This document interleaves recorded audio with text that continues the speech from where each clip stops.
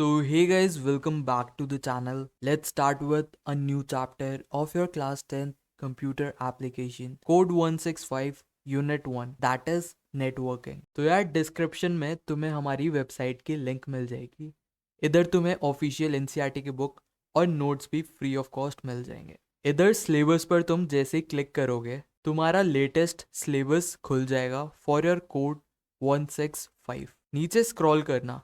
आज की वीडियो में हम पूरा का पूरा यूनिट 1 कवर करने वाले हैं दैट इज नेटवर्किंग, जो कि तुम्हारे 15 मार्क्स कंट्रीब्यूट करते हैं आउट ऑफ 100. और ये सारे टॉपिक्स हैं जो हम इस वीडियो के अंदर कवर कर रहे होंगे. सो ये सारे सेशंस इस वीडियो के अंदर कवर हो रहे होंगे. So let's start with our very first session that is what exactly is internet.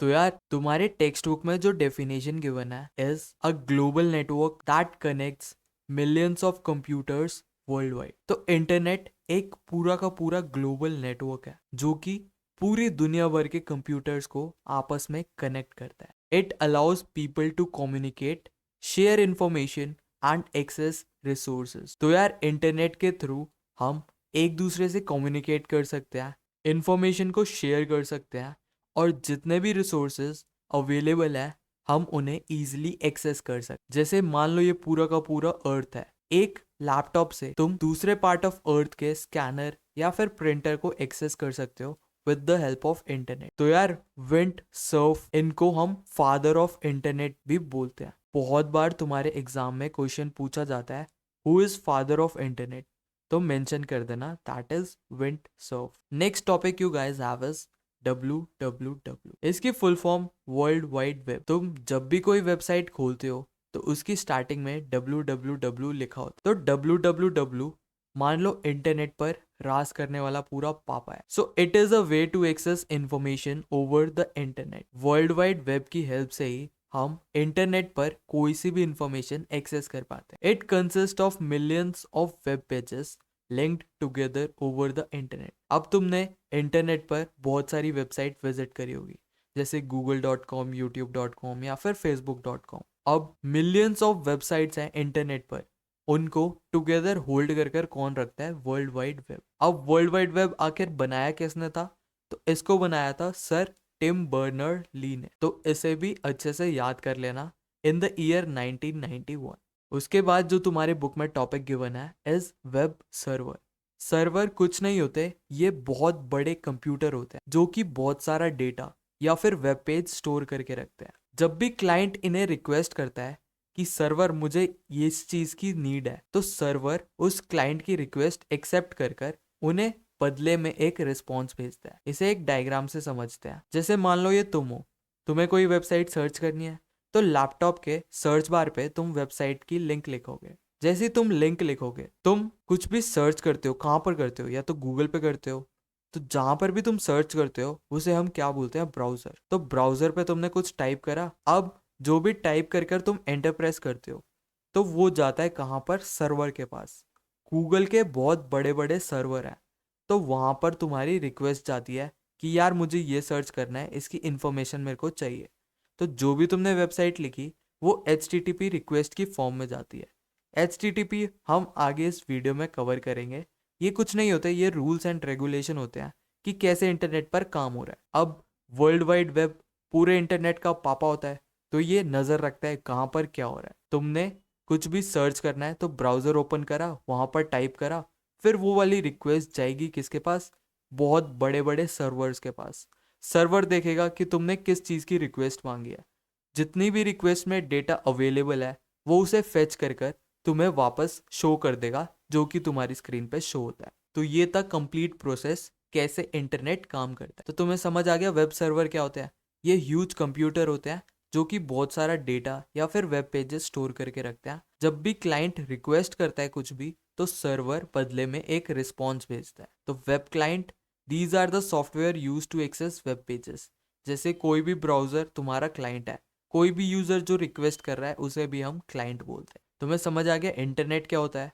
Internet ऐसे बहुत सारे डिवाइसेस का कलेक्शन जो आपस में कनेक्ट हो रखे हैं. इससे हम कम्युनिकेट कर पाते हैं, इंफॉर्मेशन शेयर कर पाते हैं, रिसोर्सेज एक्सेस कर पाते हैं. Vint Cerf is known as father of internet. फिर वर्ल्ड वाइड वेब पूरे इंटरनेट पर चेक रखता है कहाँ पर क्या काम हो रहा है, बहुत सारे वेब पेजेस को लिंक कर कर स्टोर कर कर रखता है।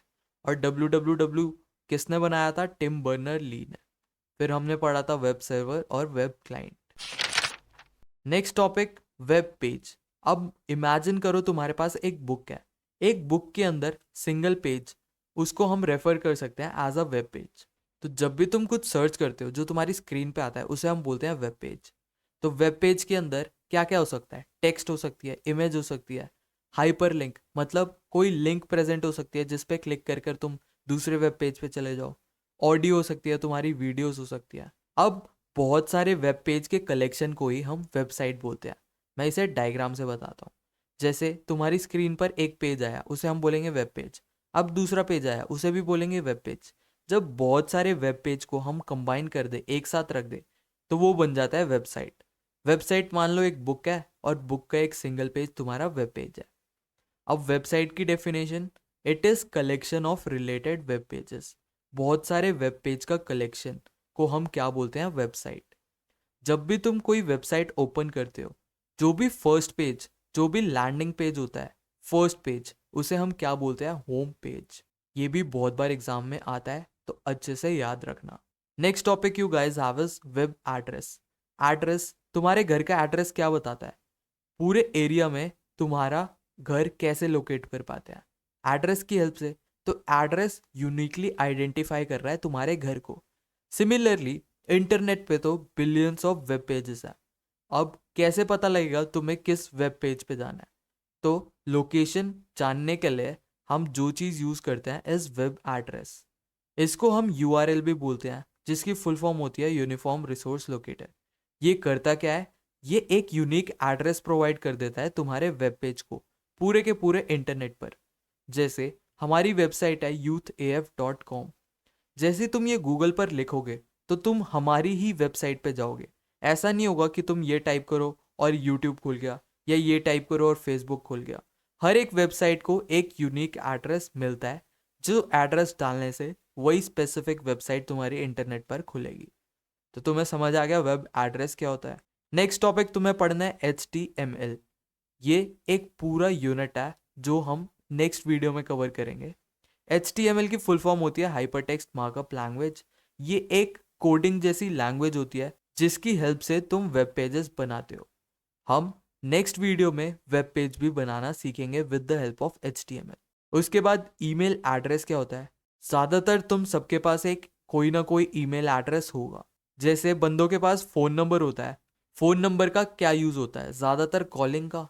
सिमिलरली अगर तुम्हें किसी बंदे को कोई टेक्स्ट या फिर मेल भेजना है, तब यूज़ आता है हमारा ईमेल एड्रेस।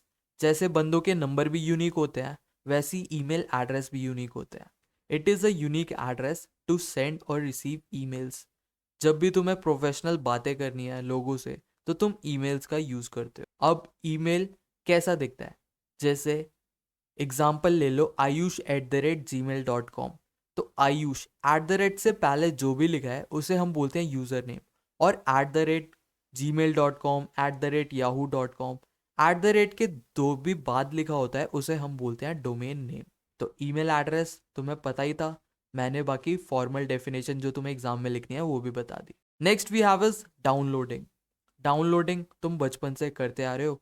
इंटरनेट से कुछ भी चीज़ अपने लोकल डिवाइस में डाउनलोड करने को ही हम क्या बोलते हैं? Downloading. So copying files from internet to your device. और इसी का एग्जैक्ट अपोजिट होता है, दैट इज अपलोडिंग। जब भी तुम अपनी लोकल कंप्यूटर से इंटरनेट पर कुछ अपलोड कर रहे हो, उसे हम बोलते हैं uploading. Sending file from your device to server using internet. तुम्हें फ़र्क पता चल गया डाउनलोडिंग और अपलोडिंग का। Next we have is blog. अब ब्लॉग होता क्या है? अगर तुम जर्नल लिखते हो, अगर तुमने ऑनलाइन कभी जर्नल लिखा है, तो उसे ही हम क्या बोलते हैं? ब्लॉग। या फिर ब्लॉग में हम कोई भी आर्टिकल लिख सकते हैं। जैसे तुम्हारा मन करे तो कुछ टॉपिक के ऊपर तुमने बहुत सारा लिख दिया और इंटरनेट पे पोस्ट कर दिया, उस पूरे वेब पेज को हम क्या बोलेंगे? ब्लॉग। उसके बाद आ जाओ न्यूज़ ग्रुप्स। क्या होते हैं?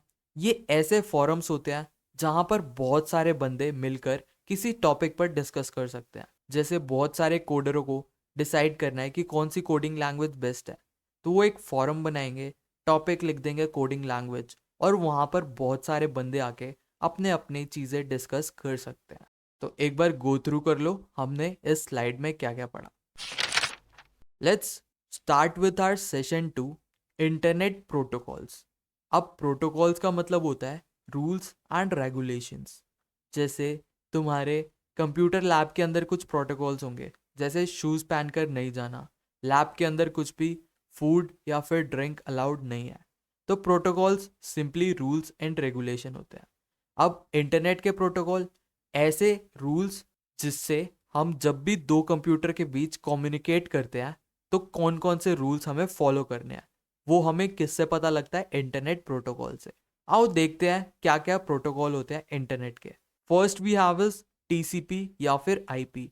इसकी फुल फॉर्म रट के जाना, पेपर में आती ही आती है।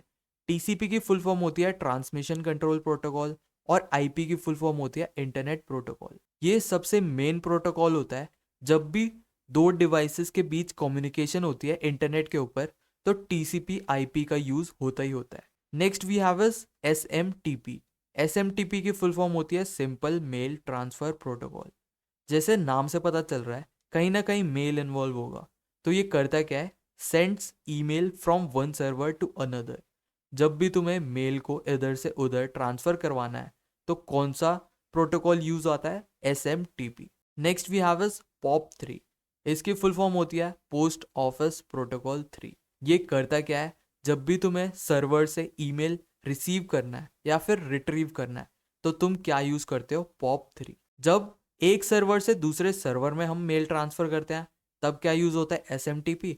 और जब हम सर्वर से अपने लोकल डिवाइस में मेल को रिट्रीव करते हैं तो जो प्रोटोकॉल यूज होता है दैट इज POP3। इसके बाद नेक्स्ट HTTP। तो यार कोई भी वेब पेज तुम्हारी वेबसाइट या फिर इंटरनेट पर दिखाने के लिए हम क्या यूज करते हैं? HTTP। इसकी फुल फॉर्म होती है हाइपरटेक्स्ट ट्रांसफर प्रोटोकॉल। तुम कोई सी भी वेबसाइट खोल लो, उसके आगे या तो HTTP लिखा होगा या फिर HTTPS। तो अगर तुम्हें वेब पेज को देखना है तो ये मैंडेटरी है, इसके बिना कोई वेबसाइट दिखेगी ही नहीं। HTTP का सिक्योर वर्जन होता है दैट इज HTTPS।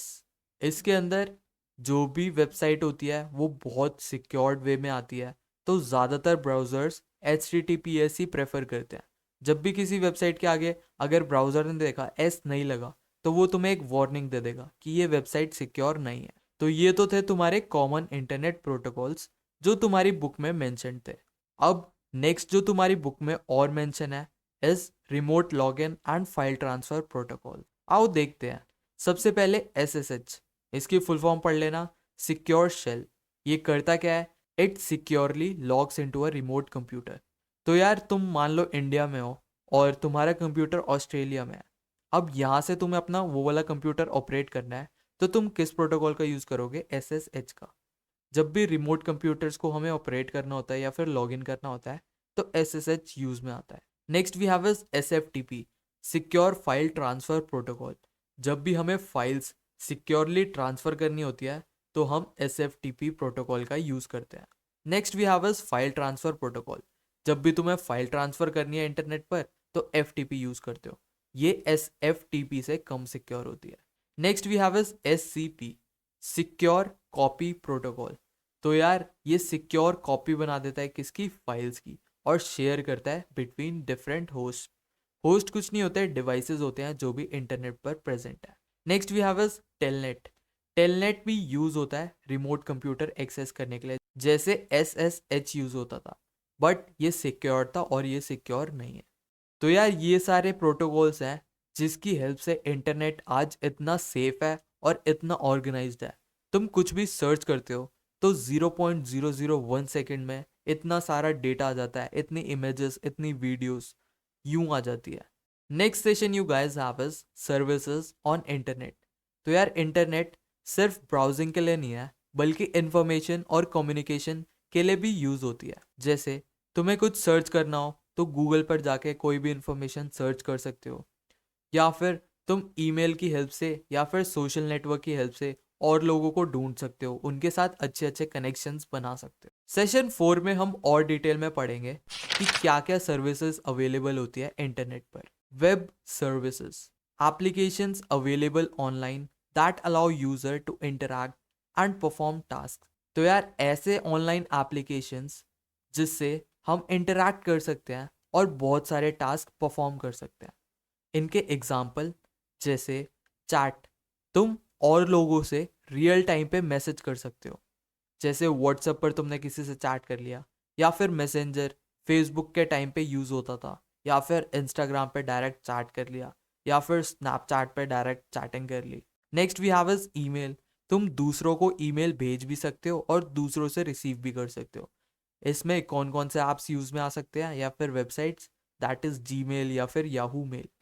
फिर तुम वीडियो कॉन्फ्रेंसिंग भी कर सकते हो, ऑनलाइन मीट, या फिर फेस टाइम कर लिया, जूम पे मीटिंग कर ली, या गूगल मीट पर ऑनलाइन क्लास रखवा ली. Next we have is e-learning. जैसे अभी तुम यूट्यूब पे लेक्चर देख रहे हो, तो ऑनलाइन तुम एजुकेशन या फिर कोर्सेज एक्सेस कर सकते हो. For example youth F. फिर ई बैंकिंग, तुम ऑनलाइन बैंकिंग सर्विसेज को भी एक्सेस कर सकते हो with the help of internet. तुम्हें बैंक जाने की ज़रूरत नहीं है छोटे छोटे कामों के लिए. Next we have is e shopping. तुम घर पे बैठे बैठे दुनिया के किसी भी कॉर्नर से कुछ सामान मंगा सकते हो. इसके एग्जाम्पल हो गए जैसे अमेजोन या फिर फ्लिपकार्ट. बाकी तुम खुद से बनाकर भी लिख सकते हो कि इंटरनेट पर कौन कौन सी सर्विसेज अवेलेबल है. जैसे तुम सोशल मीडिया यूज़ कर सकते हो, ई शॉपिंग कर सकते हो, या फिर किसी को टेक्स्ट कर सकते हो. जो जो मेंशन है सब लिख कर आ जाना बना बना कर. So let's move to your last session, that is mobile technologies. Mobile technologies enable wireless communication over the internet and cellular network. तो यार अब मोबाइल टेक्नोलॉजीज के बारे में पढ़ते हैं. ये करती क्या है? ये इनेबल कराती है किसको? वायरलेस कम्युनिकेशन और इंटरनेट एक्सेस को. अब पहले टाइम पे तो बहुत बड़े बड़े कंप्यूटर होते थे, वो एक जगह फिक्स रहते थे, वो एक नेटवर्क से फिक्स रहते थे. बट आज के टाइम पे हमारे पास मोबाइल है, ये बहुत कॉम्पैक्ट है और इनका कुछ अता पता नहीं रहता कि कौन से नेटवर्क पे रहेंगे. कभी वाईफाई पे रहते हैं, कभी मोबाइल डेटा पे रहते हैं. वाईफाई भी फिक्स नहीं रहता, इनकी लोकेशन भी फिक्स नहीं रहती. तो आओ देखते हैं हमें इसके अंदर क्या क्या पढ़ना है. तो सबसे पहले मोबाइल टेक्नोलॉजी है हमारी एसएमएस. बहुत पहले हम ईमेल यूज़ करते थे, अभी भी करते हैं, बट अगर शॉर्ट मैसेजेस हमें यूज़ करना है तो हम एसएमएस का यूज़ कर सकते हैं.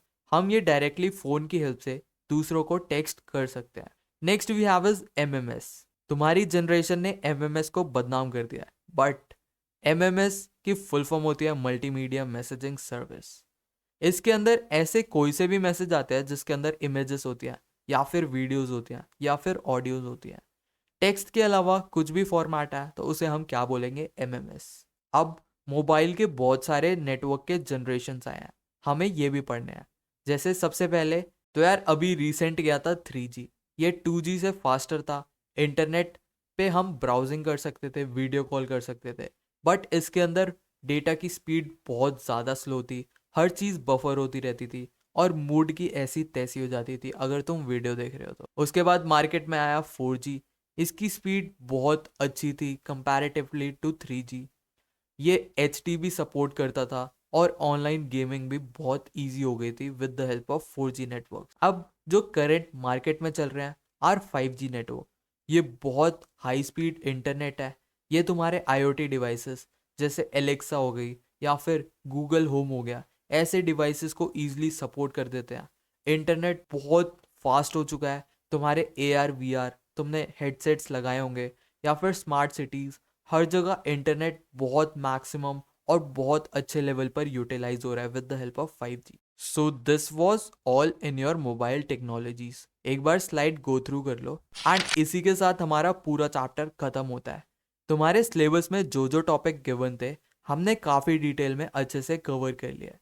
बाकी डिस्क्रिप्शन में तुम्हें नोट्स मिल जाएंगे free of cost. And thank you guys for watching. See you in the very next video.